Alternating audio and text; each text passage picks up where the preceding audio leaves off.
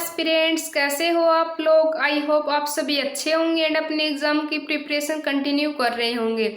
आज का हमारा वीडियो रहने वाला है राजस्थान सीईटी को लेकर कि आपके हिस्ट्री के लिए, और बात करें राजस्थान हिस्ट्री के लिए आपके कौन से टॉपिक ज़्यादा मोस्ट इम्पोर्टेंट रहने वाले हैं।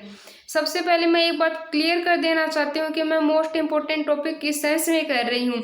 वैसे तो आप सभी लोगों को पता है कि हिस्ट्री के सभी टॉपिक ही इम्पोर्टेंट हैं एंड किसी न किसी एग्जाम में हिस्ट्री के हर पोर्शन से क्वेश्चन पूछे जाते हैं, तो इस तरीके से तो सारे टॉपिक इम्पोर्टेंट हो जाते हैं।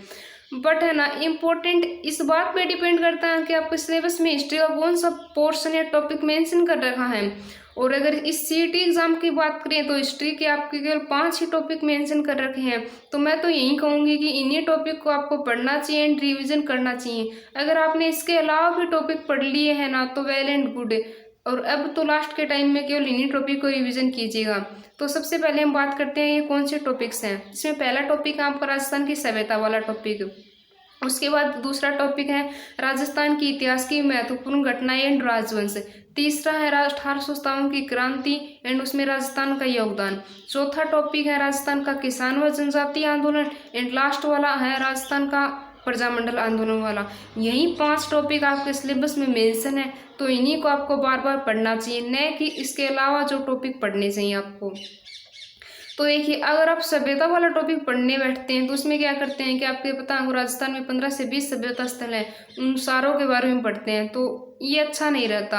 आपके सभ्यता जरूर दे रखे हैं लेकिन उसमें 5 ही सभ्यता स्थल का मेंशन है, तो केवल सभ्यता में 5 ही सभ्यता स्थल पढ़िए आप। जैसे कि कालीबंगा होगी, आहड़, गणेश्वर, बालाथल एंड बेराट, ये 5 सभ्यता स्थल हैं, तो इन्हीं को पढ़िए।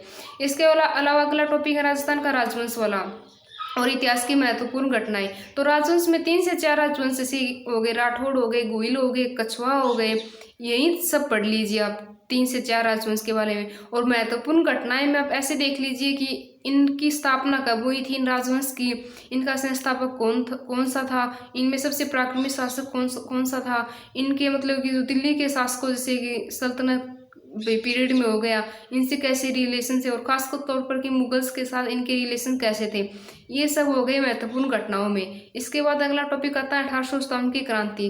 तो उसमें आप देख लीजिए कि कौन सा राजवंश था जिन्होंने अंग्रेजों का साथ दिया, कौन सा उनके विरोध में थे, भाई कौन से नए मतलब जो क्रांतिकारियों का राजस्थान में उदय हुआ, और राजस्थान में पहला शहीद कौन सा था, और कहाँ तक मतलब कि 1857 की क्रांति चली, ये सब देख लीजिएगा।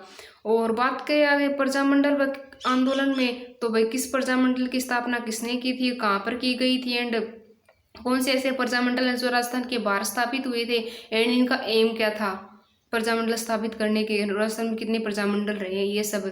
एंड फिर आता है किसान व जनजातीय आंदोलन। तो इसमें आप सभी किसान आंदोलन की भाई तो देख लीजिएगा, और कौन से जगह पर हुए थे, और उन किसान आंदोलन की मांगे क्या थी, और कब से लेकर कब तक वो चले थे, और सबसे बड़ा किसान आंदोलन कौन सा था। इस प्रकार ये 5 ही टॉपिक आपके सिलेबस में मेंशन है, तो ये 5 ही टॉपिक का आप रिविजन कीजिएगा, वही आपके लिए बेनिफिशियल रहने वाला है। यदि ये वीडियो आपको अच्छा लगा तो please like, share and subscribe जरूर कीजिएगा। Thank you.